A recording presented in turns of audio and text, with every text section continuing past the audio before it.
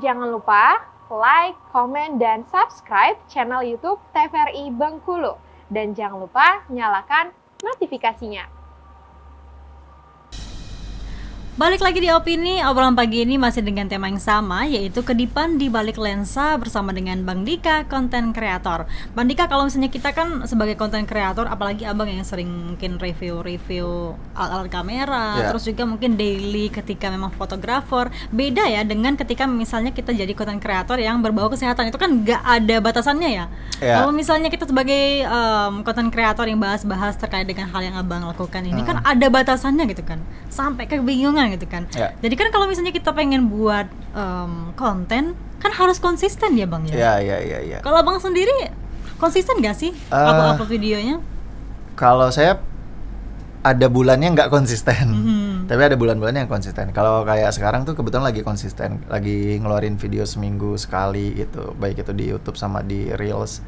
Karena saya udah ngeteknya lumayan banyak juga. Kalau ada batasan nggak sih soal tema sebenarnya? Secara teknis sih selalu ada yang baru ya di dunia foto, apalagi soal review ya. Kalau kayak review tuh pasti ada selalu barang baru gitu, karena kamera baru tuh selalu ada, kayak software baru selalu ada, dan itu bisa dibahas gitu. Cuma yang jadi titik persoalan itu kita punya viewers itu yang segmented gitu. Nggak semua orang itu pengen lihat review kamera. Beda kayak handphone tuh semua orang tuh pengen lihat review handphone, karena setiap tahun setiap bulan handphone baru tuh orang penasaran gitu dan pengen beli. Tapi nggak mungkin orang beli kamera tuh setiap bulan gitu kan. Udah harganya mahal gitu kan. Kita fotografer aja kadang beli kamera tuh ya 2-3 tahun sekali baru upgrade gitu. Jadi kalau soal tema mungkin masih banyak dan masih bisa banyak angle yang dibahas. Cuma mungkin kalau lebih penontonnya ya memang spesifik gitu, tidak terlalu luas gitu. Paling yang berminat adalah orang yang memang berminat soal dunia ini gitu.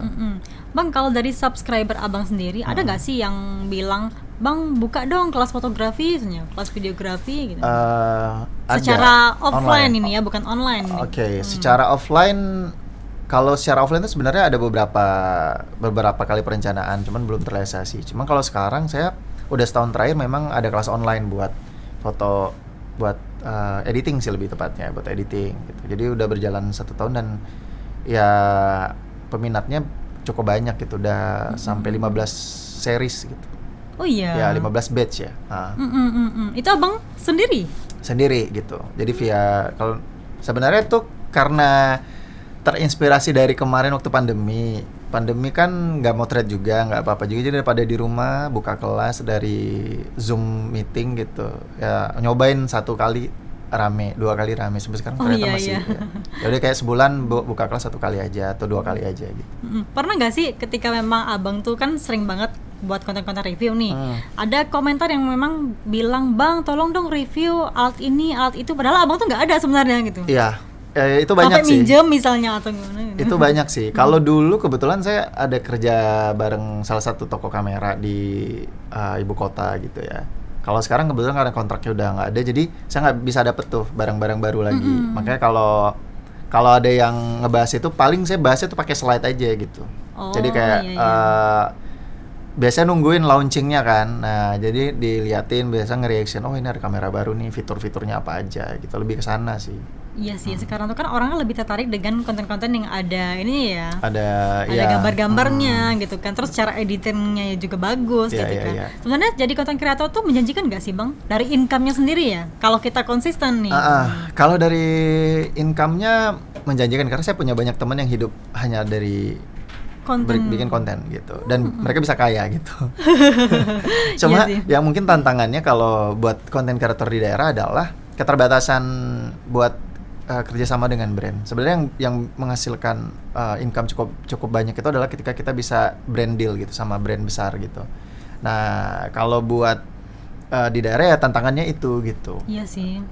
Kita untuk dapetin brand kayak sekarang tuh nggak ini dulu gitu. Kalau dulu tuh kayak mungkin karena orang lebih sedikit konten kreator. Kalau sekarang tuh konten kreator banyak. Jadi kayak brand pun misalnya dari ibu kota mau hire kita, mereka tuh kayak biasa nanya di mana base-nya, di Bengkulu. Aduh kita belum bisa kirim nih barangnya kalau terlalu jauh gitu. Karena ada resiko dalam pengiriman, karena barang yang mereka kirim tuh nominalnya juga tidak sedikit gitu kan. Kalau misalnya kerusakan di jalan pas kita terima rusak nggak bisa kita review juga banyak resiko. Nah Kalau kendalanya sekarang di itu sih. Beda ceritanya kalau misalnya di ibu kota gitu. Karena saya ada beberapa teman-teman yang seprofesi yang kerjaan yang review kamera kayak saya itu sekarang survive-nya luar biasa gitu karena ya deket kan. Iya Sebenarnya sih. kalau kayak saya di Bengkulu ada toko kamera gede pasti mereka mau hire saya buat ini review nih, saya tinggal pajang aja placement toko mereka di YouTube saya gitu. Oh, berarti sudah ada sekarang ya yang kayak gitu ya? Kalau sekarang sih nggak ada gitu. Kalau dulu ya karena memang keterbatasan konten. Iya sih. Tapi sekarang brand deal tuh lebih banyak memang ke video short gitu yang pendek. Sekarang kan lagi trending banget ya short movie itu ya. Makanya kayak orang di TikTok, review TikTok dan review di Reels tuh lebih banyak yang nonton karena dalam 3 menit kamu bisa dapat semua informasi itu gitu. Atau dalam 1 menit tuh kamu bisa dapat. Nah, itu tantangan sih menurut saya. Bikin video 1 menit tapi isinya sudah lengkap. Jadi lebih sulit menurut saya bikin video TikTok atau Reels daripada bikin YouTube. Kalau YouTube tuh kita nggak punya durasi kan. Benar. Mau kita ngoceh setengah jam, orang ya udah gitu harus nonton. Tapi kalau bikin pendek tapi isinya padat sulit.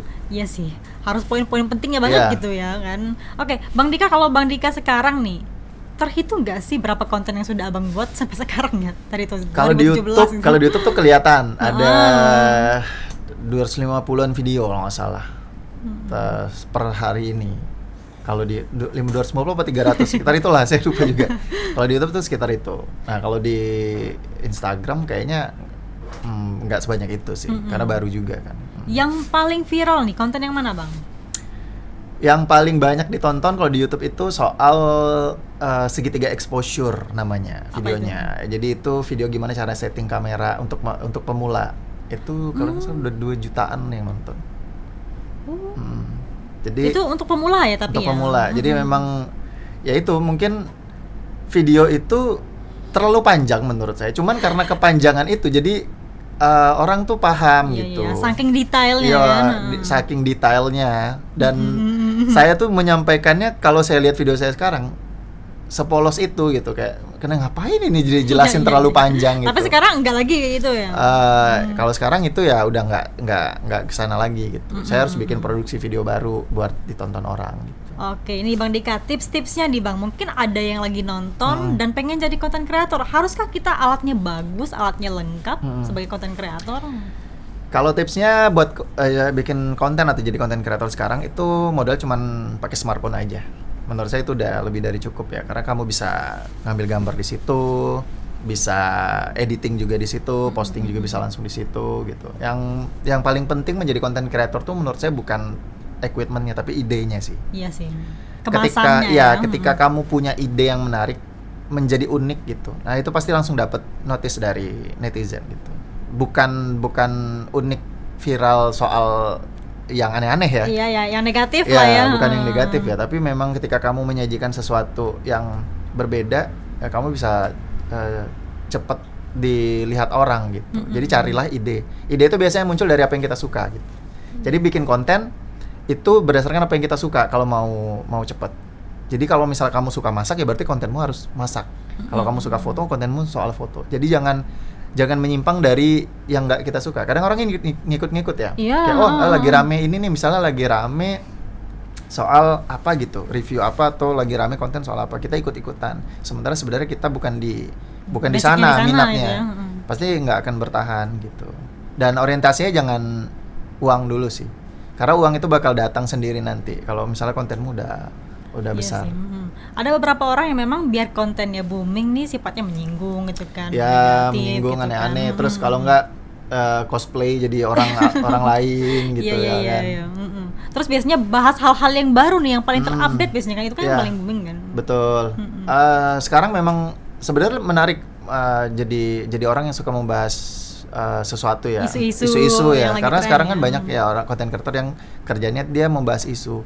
Itu menurut saya salah satu peluang untuk jadiin konten, karena tipikal orang Indonesia itu males browsing dan nyari info. Jadi dia maunya ada orang yang udah ngasih, jadi dia tinggal nonton. Oh ini kasusnya gitu. Jadi makanya banyak sekarang yang rata-rata konten kreator yang mereka menceritakan ulang, entah itu mereka menceritakan soal sebuah kasus, sebuah film bahkan di review itu diceritain gitu. Jadi kadang orang suka konten seperti itu. Iya, sekarang kan konten kreator udah mulai banyak ya Bang ya. Iya. Kebanyakan nih mirip-mirip karena Iya. mungkin memang mereka tuh ATM ya, amati video modifikasi Ya mungkin kan. seperti itu. Jadi yang kalau dibilang originalnya banget tuh udah nggak ada sih. Siapa orang pertama yang bikin konten seperti itu udah nggak bisa dipaternin. Karena mungkin aja dia lihat dari luar negeri. Benar ya sih. Ada nggak sih konten kreator yang menginspirasi atau mungkin motivasi Abang gitu? Kalau konten kreator sampai sekarang saya dari dulu sampai sekarang saya tetap menjadi sumber inspirasi saya itu namanya Agung Hapsa. Iya ya. Ya. Yang orang itu upload videonya sebulan 1 kali, tapi sekali upload video, Iya. waduh, bagus banget dia bikin video. Iya sih ya. Pengennya kayak gitu ya. Pengennya kayak gitu, cuman nggak mungkin sih. Nggak mungkin bisa, bukan maksudnya nggak mungkin bisa bikin video kayak gitu, cuman enggak, saya tuh nggak pernah kebaca idenya dia gitu. Tiba-tiba aja dia setiap video tuh bisa beda. Karena saya tipikal orang itu ya udah simple. Yang penting potongan videonya rapi, audionya jelas, ya udah saya upload. Saya nggak se-effort itu untuk bikin yang aneh-aneh gitu. Nggak ketebak kayak gitu. Ya. Sebenarnya kan kalau misalnya konten kreator ini kan juga nggak harus punya skill edit yang bagus banget ya. Apalagi kan cuman gadget kan yang memang aplikasinya udah mulai banyak ya Bang ya. Kuncinya kalau menurut saya untuk punya konten itu adalah kamu punya gambar yang oke, pencahayaannya yang juga oke, audionya bagus, itu udah lebih dari cukup. Kalau masalah efek-efek videonya mau jedak-jeduk itu nomor sekian sih. Jadi kayak potongan-potongan video rapi, apa yang disampaikan jelas, gambarnya jelas, itu orang pasti nonton gitu. Pernah nggak sih Abang buat video yang memang di take down nih? Di take down audionya banyak gitu, yang kena copyright issue, ada beberapa video gitu yang sebenarnya baru-baru ini lagi banyak yang kena di video saya di YouTube saya tuh lagi banyak yang kena copyright, yang nggak tahu ya baru-baru sekarang gitu. Jadi mungkin kontrak copyrightnya sama YouTube mereka udah habis, jadi mereka ngambil di konten kreatornya gitu. Abang kalau buat konten pakai watermark nggak sih?